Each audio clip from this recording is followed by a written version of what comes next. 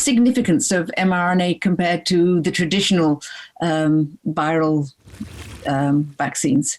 Yeah, well, I of course, I'd like to think that, and the reason we started the company with Derek Rossi and Ken Chen and Nubar Fayan was because we felt not only vaccines could someday be made, but also new drugs, for treating intracellular diseases, and cancer and so forth. And all of that's going on at Moderna too.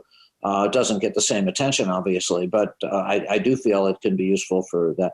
And I think it certainly will be one of the major ways of making vaccines. I mean, the power of it is that normally before messenger RNA, I mean, the types of approaches that people would use have largely been, proteins. I mean, and people would take eggs and grow these eggs for a long time, and maybe a year, and then they'd finally be able to make enough to make the vaccine.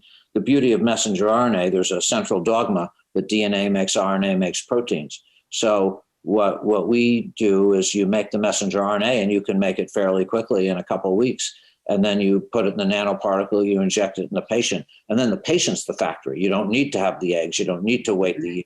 So you can make it much faster. So you can respond to crises, very quickly. You could actually, if there's variants or something like that, you could put multiple, messenger RNAs in different nanoparticles. So I think it's a very powerful way. I don't want to say it'll be the only way, but I certainly believe it will be an important part of the arsenal for the future. And I think certainly the COVID situation has shown that.